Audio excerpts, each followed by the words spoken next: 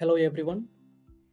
Welcome to my cloud coaching developer session on how to drive innovation in modern financial services with Oracle Modern Data Platform. I'm Gautam Pisharam, part of Tech Cloud Engineering within Oracle. We enable customers with the latest and greatest of the Oracle Modern Data Platform, and in today's session, we are going to specialize on Oracle Analytics Cloud.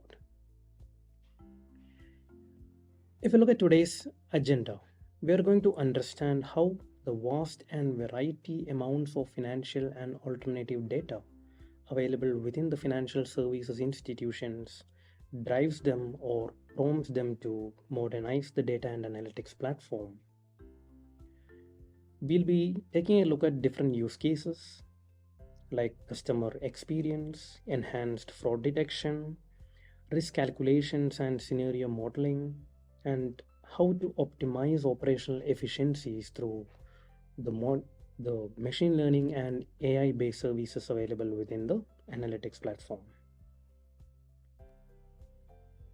Let's take a look at the typical use cases, the priority workloads that we have under the financial services industry, ranging from customer experience, fraud prevention, and anti money laundering, typically called as AML, risk calculation, scenario modeling, and regulatory reporting, and operational efficiency.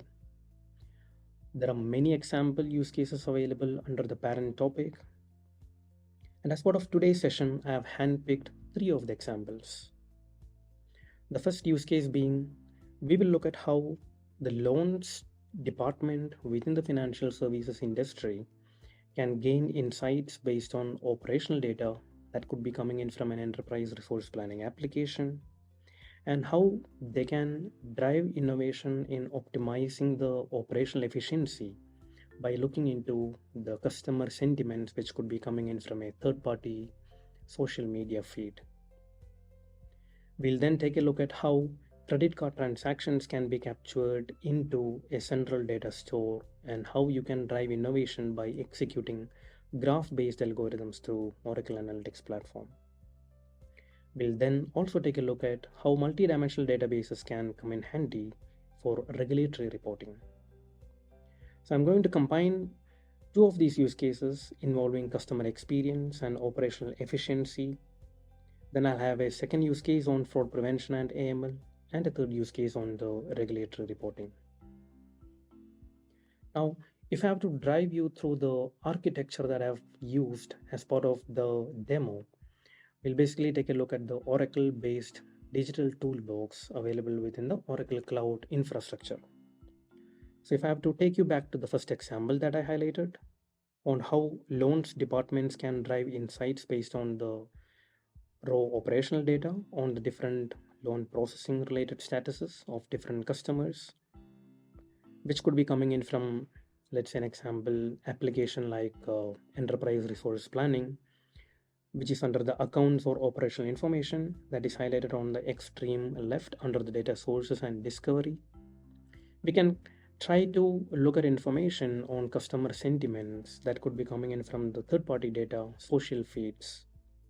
And by using or leveraging insights from the raw data, we'll take a look at how the loans departments can drive operational efficiency by looking into the different operational data as well.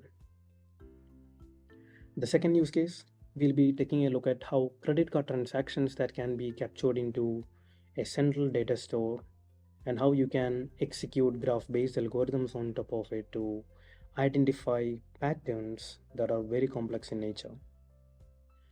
We'll also take a look at how operational data can be hierarchically organized within a multi-dimensional product like Essbase, and how you can drive the visuals through the layer that we have under Analyze, Learn, and Predict through Oracle Analytics Cloud.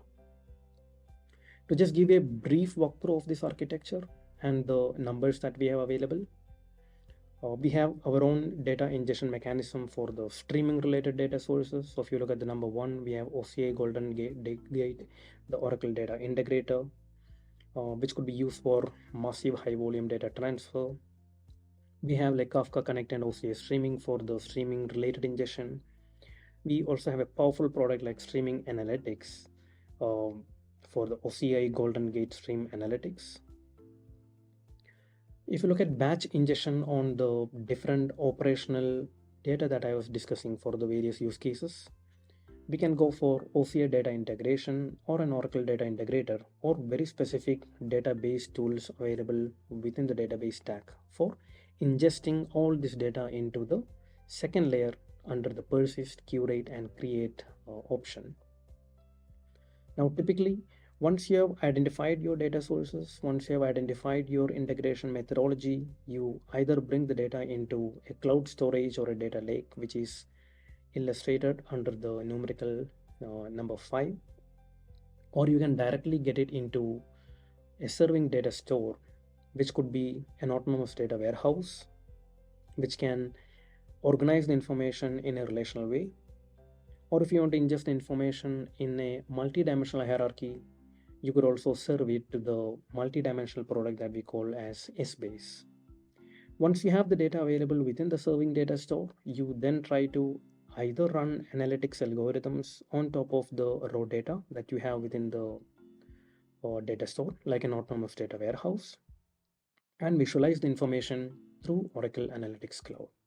So Oracle Analytics Cloud is an analytics platform that enables you to run machine learning algorithms or advanced analytics insights, and then it helps you to curate visualizations and dashboards through the modern visual library that we have available within Oracle Analytics Cloud. And obviously, we have the same examples highlighted on the right hand side, and we are going to take a look at, let's say, market trend analysis through which is highlighted towards the bottom side of this slide, the fraud trends through the credit transactions and graph analytics, the regulatory reporting again highlighted towards the top side of the slide. Now let's jump into the demo. So I'm in my Oracle Analytics Cloud platform, and I'm going to the shared folder.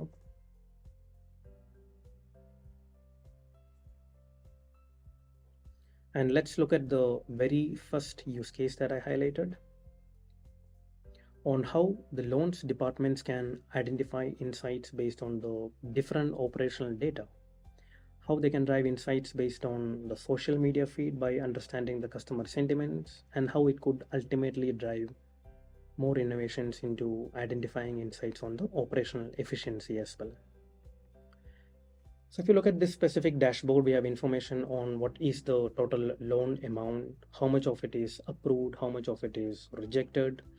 We have status on 72% of the loans have been approved and 27% of the loan has been rejected.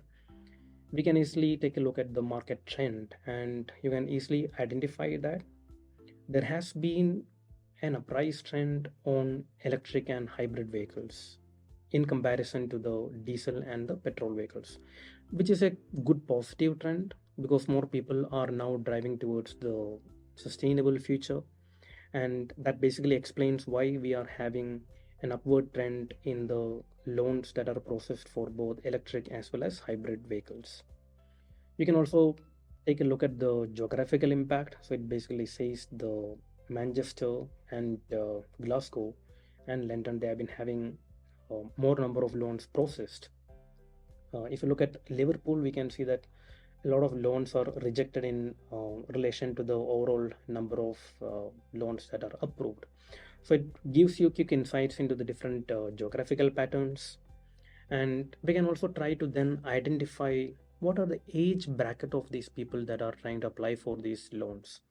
So you can easily identify that if I take a look at my hybrid vehicle based loans, um, it is basically attracting the age range involving everyone. So most of the people who are opting for a hybrid loan are in the 44 to 47 age range, closely followed by 29 to 32 and 38 to 41. And you can also see that people from different age range have also applied for the hybrid loans, and that is a bit common for the electric vehicles as well. And if you look at the 32 to 35, so you have the 29 to 32 here, you have the 29 to 32 here. So we can notice that there is a common dimensionality of people involved in applying loans for both electric as well as hybrid. If you look at the let's say the petrol, they're more focusing on the younger people. So there are more people between the 23 to 26 range. Obviously we have the 29 to 32 range as well. And you have a similar insight on the diesel based vehicles as well. So this visual is giving you insights on the age range in which people are trying to apply for the different loans. And now let's try to identify insights into the customer sentiments as well. So if I have to do a sentiment analysis, I can see that most of the people that have applied for the different loans have been mentioning positive response, but we still have to take care of the neutral responses as well as the negative responses. And we can also look at more positive numbers have been happening throughout the different regions, closely followed by different negative as well as neutral based sentiments. And we can take a look at some of the positive sentiments that have been coming from the different people through the different social media feeds. But our priority will be to focus on the negative sentiments that we have been getting. So we can see a lot of negative sentiments, like why do banks make it so difficult to finance an electric vehicle? If I take an example, the bank's loan terms for hybrid vehicles are too rigid. We need more options. The denial of loan application for an electric vehicle. You have the natural neutral sentiments as well for the different vehicle categories available, and mostly for the electric and hybrid cars. So though there has been an uprising trend in the overall hybrid and electric vehicles, we can also see a lot of these negative sentiments and neutral sentiments for the hybrid and neutral hybrid and the electric vehicles as well. And then we try to um, tie it up to the operational aspects of it. So once you identify the various customer sentiments and whether it's been positive, negative, or neutral, you can then try to correlate it with your operational aspects of it. So based on the different sentiments that we have captured, you could typically use an AI based service, language service, in doing classification, and it can identify different terminologies within the different tweets and can classify the different categories. So you basically identify that most of the negative sentiments have been occurring against technical issues, closely followed by customer service. We have been having a lot of system glitches. The staff knowledge could come in very handy, the process efficiency. So these are different categories that we can train the model on, and based on the customer sentiments you can classify this as well. Now a different way of looking at it, you basically have very unique challenges associated with different vehicle types. So if I take a typical example of diesel, documentation, communication, and staff knowledge comes in very handy. Obviously, for diesel vehicles, the norms are now very strict, and it might be time consuming as well to get the loans approved for the diesel vehicles, because in relation to the different sustainable practices that we need to follow, it might be a bit challenging there. You have like unique challenges on the process complexity, the loan terms, or the lack of support for the electric vehicles, the system glitches, process efficiency, and customer service for the hybrid ones. But if I have to focus on a common dimensionality, you can see that for each of these vehicle types available, technical issues have been the most common. And we can also take a look at how it has been classified. So applied for a loan for an electric car, but the approval process took forever, and that can be classified into loan processing time. If I look at the bank's mobile app is so buggy, it made the loan application process so frustrating. You can run through the AI models and classify and categorize it under technical issues as well. So you get an overall insight on how the customer sentiments have been affecting the different operational areas. And now, with the helpful information that we have gathered from the operational systems as well as through the different social media feeds, I can send it to the necessary team in getting this addressed as well. So if I go into the operation overview, now let's take a look at the operational aspects of it. So it clearly says that my operational costs have been overshooting by 45% when I try to compare it with my target. You can have geographical representations on which city is causing most of this observation. You can have commentary enabled. So it basically says if I take a look at my operational cost comparison for my customer service between my prior year and current year, my operational costs have been significantly higher. And I can also take a look at my system built-in forecast, which could enable business users to just right click on their favorite data and apply the built-in algorithms that they can quickly forecast their information on. Now, if I proceed further, now that we have identified that the operational um, cost has been very high, let's try to bring the outliers. So again, the business users can technically just right click on the different attributes. They will get an option for enabling the forecast or identifying the outliers or the clusters. And we can see that there has been two outliers identified, which is basically Manchester and London, that has been um, reporting a lot of overshot on the operational cost. And if I take a look at the different courses, we can see that it has been tied up to overtime cost. So operational efficiency is ultimately impacted because of the overtime cost, and most of the resources are spending overtime on resolving the technical glitches or addressing the different customer queries. If I have to split it by sub departments, the billing support, product inquiries, technical support, and account support gets the maximum hit.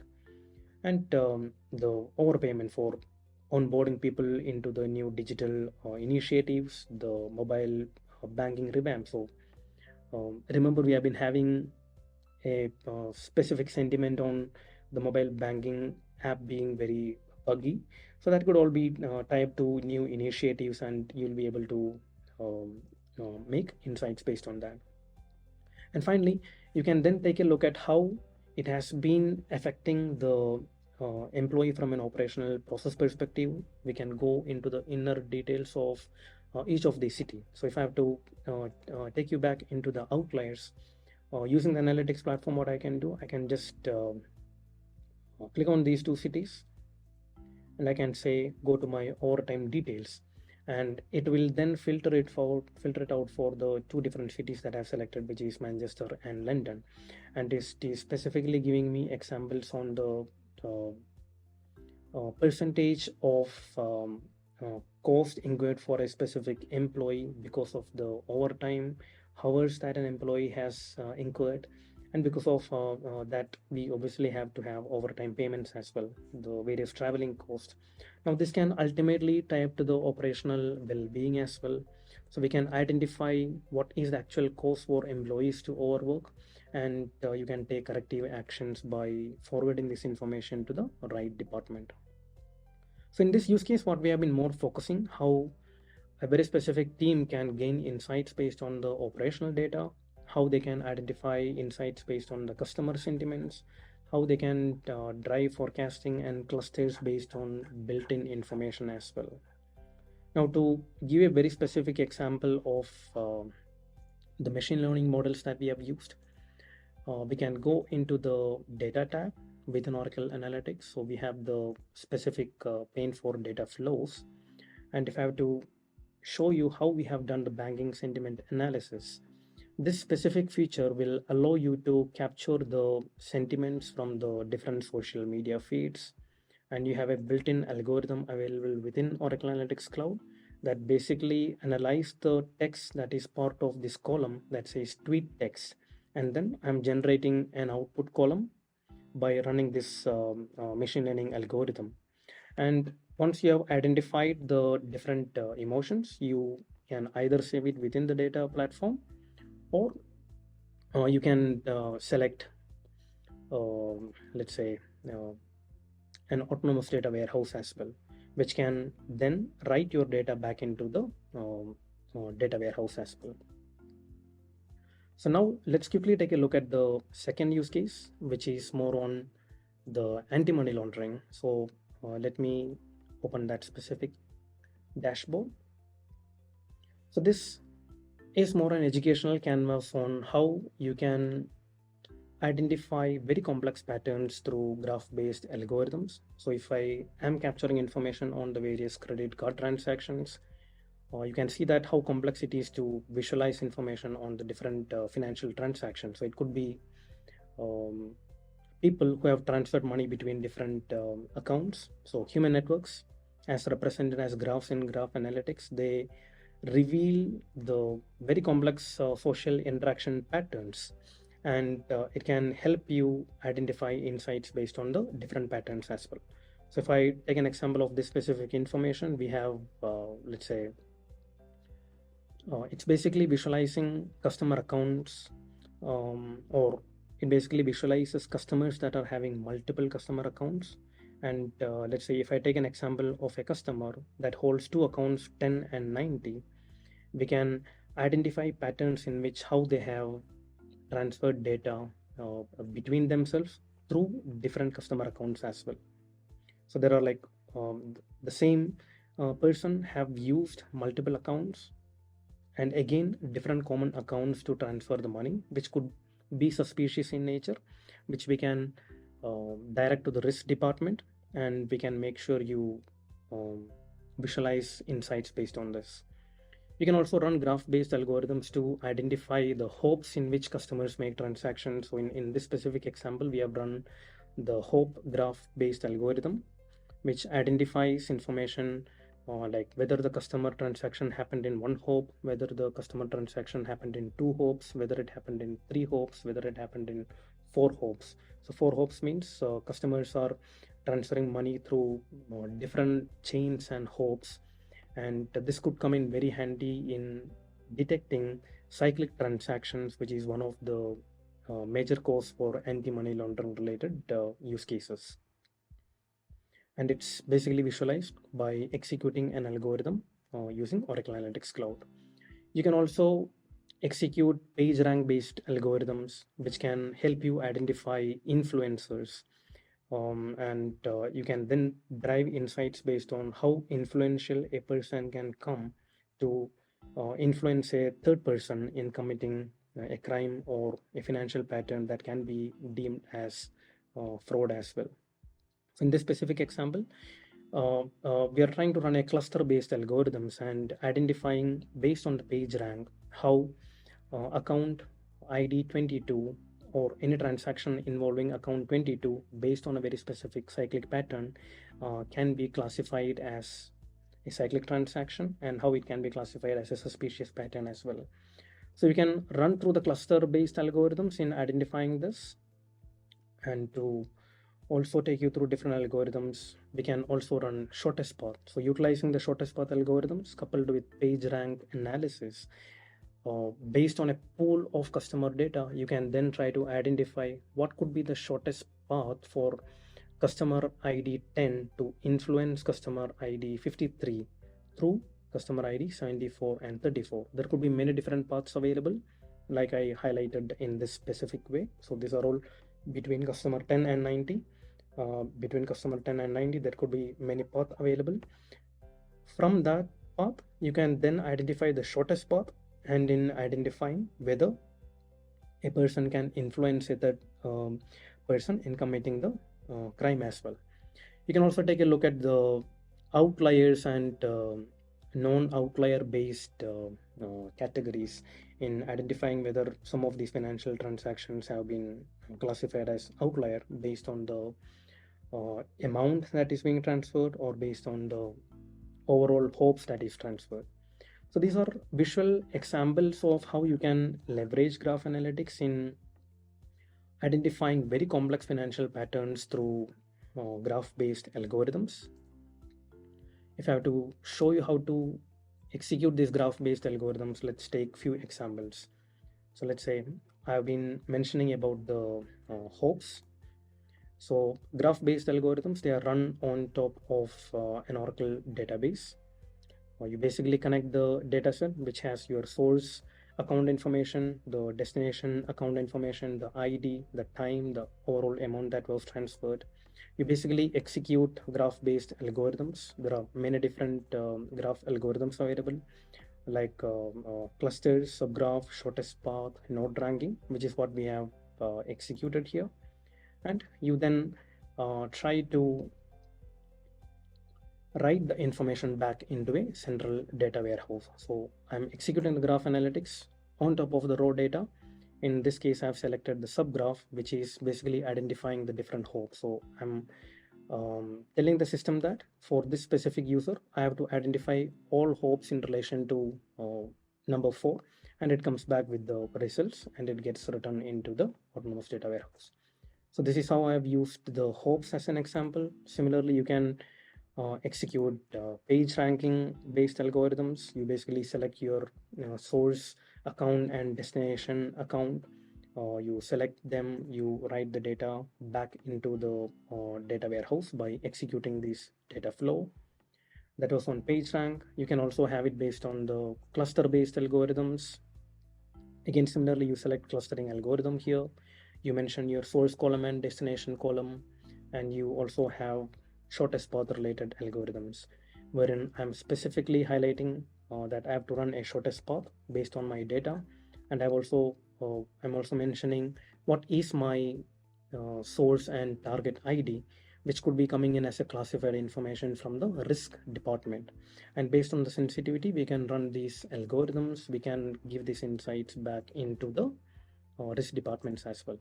So what I've basically done, I've run through the various graph-based algorithms and then visualize this information that is computed through the autonomous data warehouse that we have.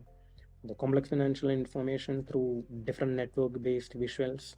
We have run clustering-based algorithms in identifying the different hopes, the page ranking algorithm in identifying the different influencers with their specific page ranks.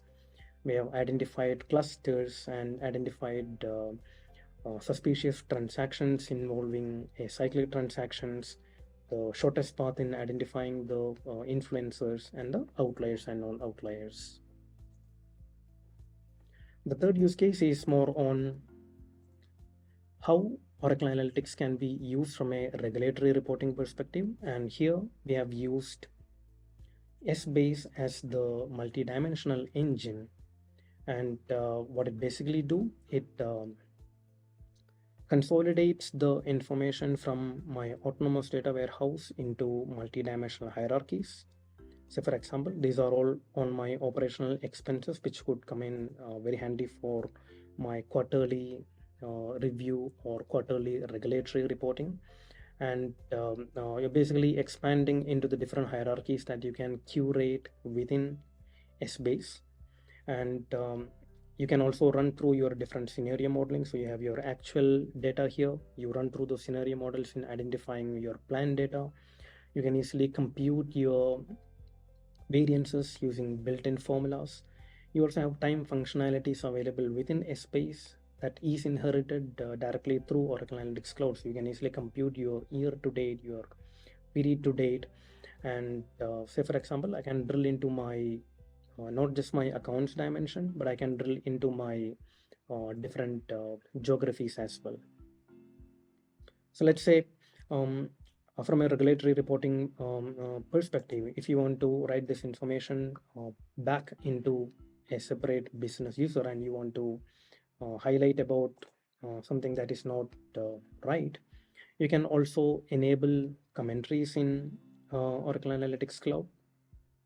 Basically, you can leverage these functionalities to make sure you can send this information back into the different teams that could be looking at this information from, let's say, regulatory purpose perspective, and they can drive through the different insights as well. So I'll just take a look at this specific example. This is what I was highlighting. We have noted 5% variance in the overall travel cost. So you can enable the commentary, you can share this with the business users, and then identify what went wrong, how can we make corrective actions based on the different insights available. So these are the three use cases that I wanted to bring your attention into from within the financial industry. The one focusing on the loans processing department and how we drove innovation through operational data as well as sentiment analysis. We also looked at how you can um, run certain analysis like graph based algorithms, and probably one more thing I would like to show you as part of this session. We are mentioning about how the business users can drive their own innovation through different built-in formulas. So they can just right click on add statistics and click on the forecast, and based on the data that we have, it will automatically drive your forecast. So I have the data for my 2021 and 2022, and it is identifying the or calculating the forecast and visualizing it on the fly. We also looked at how you can derive clusters. So it's again an advanced analytics algorithm here. You go to add statistics, you add your clusters and outliers, then it identifies it as well. So you have basically identified Manchester and London as your outlier. And if I need to get more detail, I use the data actions to go into the transactional table related information as well. So you can leverage a mix of built-in business-friendly insights, which you can leverage just by right-clicking, or you can go into the advanced data flow functionalities, which will give you the flexibility to run through many different machine learning algorithms, including graph-based analytics. So the analytics platform is very powerful by enabling organizations to run through different machine learning use cases and come back with the insights through the different dashboards available. If you need more information on these offerings, feel free to reach out to me. I hope the session was helpful. Thank you.